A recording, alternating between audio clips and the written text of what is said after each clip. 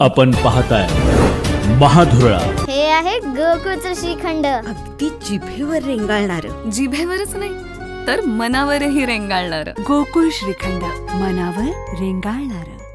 नमस्कार, महाधुरळा यूट्यूब चॅनलमध्ये मी गुरु बाळमाळे आपल्या सर्वांचं मनापासून स्वागत करतोय.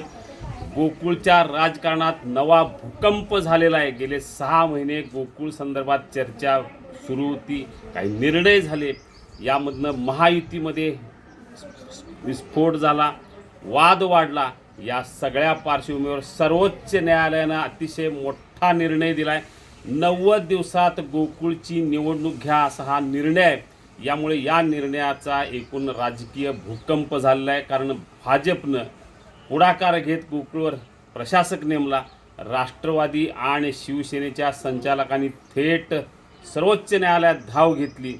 गेले 4-5 दिवस याची सुनावणी सुरू होती. सलग 3 दिवस सुनावणी झाली आणि अखेर सर्वोच्च न्यायालयानं आदेश दिला की 90 दिवसात गोकुळची निवडणूक घ्या.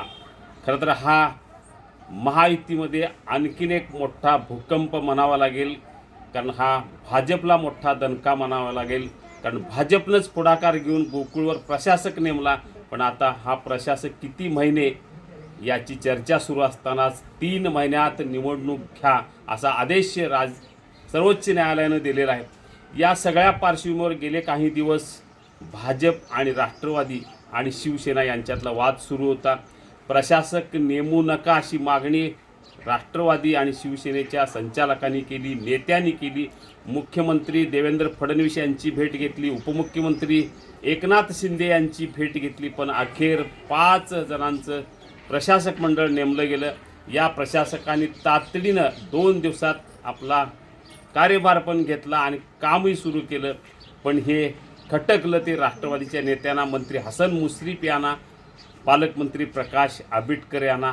त्यामुळं त्यांच्याच काही संस्थांनी, काही संचालकांनी थेट सुप्रीम कोर्टाचे दरवाजे ठोठवले आणि सुप्रीम कोर्टानं 3ऱ्या-4थ्या दिवशीच आदेश दिला की गोकुळची निवडणूक 90 दिवसात घ्या. त्यामुळे आता सुप्रीम कोर्टाच्या आदेशाला पुढं कुठं अपील नाही. त्यामुळे आता गोकुळची निवडणूक प्रक्रिया तातडीनं सुरू करावी लागेल. याचा अर्थ आता प्रशासक जे काय नेमलेत त्यांना आता 3 महिनेच मिळणार आहेत. तातडीनं आता ही निवडणूक प्रक्रिया सुरू करावी लागणार. या सगळ्या गोष्टी असताना त्या 1108 ज्या संस्था आहेत व्यावसायिक संदर्भातल्या, त्याचं काय होणार? कारण त्याची सुनावणी सुरू झालेली आहे. त्या संदर्भातला निर्णय अतिशय महत्त्वाचा आहे. त्यांना निवडणुकीचा अधिकार मिळणार का हे सुद्धा महत्त्वाचं आहे. याशिवाय एकूणच मंत्री मुश्रीफ आणि मंत्री आंबेडकर यांनी थेट मुख्यमंत्र्यांना चॅलेंज केलं होतं. कारण उच्च न्यायालयाच्या निकालानंतर त्यांनी थेट सर्वोच्च न्यायालयात धाव घेतली होती. त्यामुळे हेही राजकारण एकीकडं तापणार आहे. दुसरीकडं न्यायालयाच्या निकालामुळे आता भाजपला ही निवडणूक घ्यावी लागेल.